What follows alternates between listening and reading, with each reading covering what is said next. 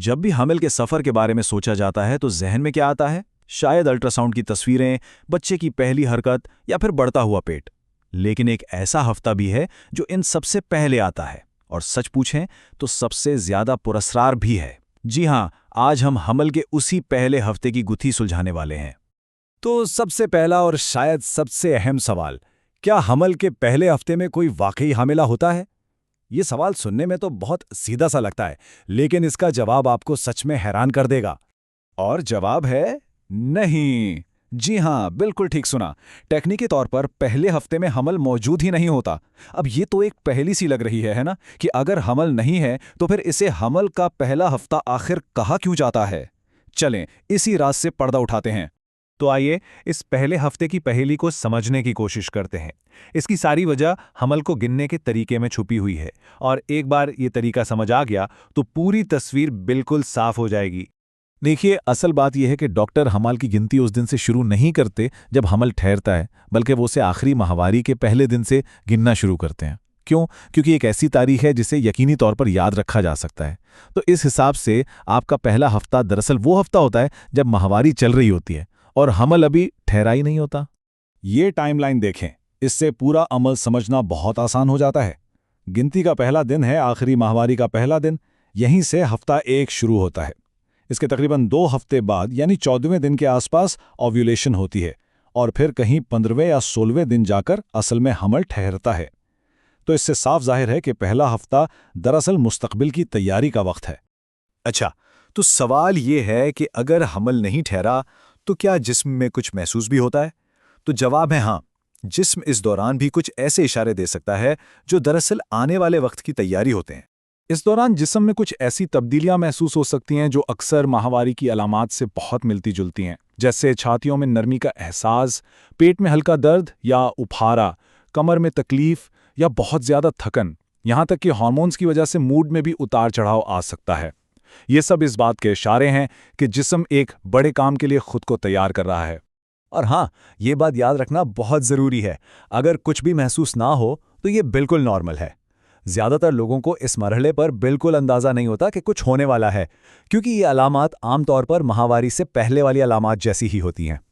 अच्छा, वक्त और अलामात के बाद अब ज़रा देखते हैं कि जिस्म के अंदर असल में क्या हो रहा है। यूं समझ लें कि ये होने वाले बच्चे के सफ़र का बिल्कुल पहला कदम है। तो इस पहले हफ्ते में एक अंडा ओवरी से निकलकर फैलोपियन ट्यूब की तरफ अपना सफ़र शुरू करता है। अभी तक वो खुलियों का छोटा सा गुच्छा, जिसे साइंस की जुबान में ब्लास्टोसिस्ट कहते हैं, वो बना ही नहीं है। यही ब्लास्टोसिस्ट जब बनेगा तो इसके 2 बहुत अहम हिस्से होंगे। एक बैरूनी हिस्सा जो आगे चलकर बच्चे को खुराक पहुंचाने वाली नाल यानी प्लेसेंटा बनेगा, और एक अंदरूनी हिस्सा जो खुद बच्चा यानी एम्ब्रियो बनेगा। एक आम सवाल जो अक्सर जहन में आता है वो अल्ट्रासाउंड के बारे में है। क्या इतने इब्तदाई मरहले पर अल्ट्रासाउंड की ज़रूरत पड़ती है? इसका जवाब बहुत सीधा सा है, नहीं। आम हालात में इस स्टेज पर अल्ट्रासाउंड की कोई ज़रूरत नहीं होती। हाँ, अगर कोई फर्टिलिटी का कोई खास इलाज करवा रहा है तो डॉक्टर अंडों की नशोनुमा देखने के लिए स्कैन कर सकते हैं, लेकिन वो एक बिल्कुल अलग सूरत हाल है। क्योंकि ये हफ्ता तैयारी का है तो ये सेहतमंद आदतें अपनाने का सबसे बेहतरीन वक्त है। चलें देखते हैं कि अच्छी ग़िज़ा और देखभाल के जरिए एक मजबूत बुनियाद कैसे रखी जा सकती है। एक सेहतमंद हमल की बुनियाद एक अच्छी खुराक पर होती है। इसमें कुछ चीज़ें खास तौर पर अहम हैं, जैसे फोलेट जो बच्चे के दिमाग और रीढ़ की हड्डी की नशोनुमा के लिए बहुत ज़रूरी हैं, कैल्शियम हड्डियों के लिए, आयरन खून की कमी से बचने के लिए, और फाइबर निज़ाम हज़म को ठीक रखने के लिए। तो अपनी खुराक में इन चीज़ों को शामिल करना एक ज़बरदस्त शुरुआत हो सकती है। और जहाँ तक फोलेट की बात है तो डॉक्टर्स खास तौर पर मशवरा देते हैं कि हमल की कोशिश के दौरान रोज़ाना 400 माइक्रोग्राम फोलिक एसिड लिया जाए। ये होने वाले बच्चे को कई पैदाइशी नकाइस से बचाने के लिए एक इंतहाई अहम कदम माना जाता है। लेकिन एक बात हमेशा याद रखनी है, कोई भी सप्लीमेंट या विटामिन खुद से लेना शुरू नहीं करना। हमेशा पहले अपने डॉक्टर से बात करें। सिर्फ वही बता सकते हैं कि आपके जिस्म को किस चीज़ की और कितनी मिकदार में ज़रूरत है। आखिर में आइए कुछ बहुत ही अमली इक़दामात पर बात करते हैं। ये एक सादा सी गाइड है कि इस इब्तिदाई मरहले में क्या करना चाहिए और किन चीज़ों से दूर रहना बेहतर है। तो करने वाले काम क्या हैं? सबसे पहले अपने डॉक्टर से मिलने का वक्त तय करें, आराम को अपनी तरजीह बनाएं और खूब पानी पिएं, और परहेज सिगरेट, शराब और किसी भी किस्म की गैर ज़रूरी अद्वियात से मुकम्मल तौर पर परहेज़ करें। ये छोटी छोटी तब्दीलियां आगे चलकर बहुत बड़ा फ़र्क पैदा करती हैं। भले ही अभी बहुत जल्दी हो, लेकिन खुद को ज़हनी और जिस्मानी तौर पर तैयार करना एक बहुत अच्छा ख्याल है। हमल के बारे में कोई अच्छी किताब पढ़ना शुरू कर दें, आरामदेह कपड़े खरीदें या एक अच्छा सा मॉइस्चराइज़र इस्तेमाल करना शुरू करें। ये छोटी छोटी चीज़ें इस सफ़र को मज़ीद आरामदेह बना सकती हैं।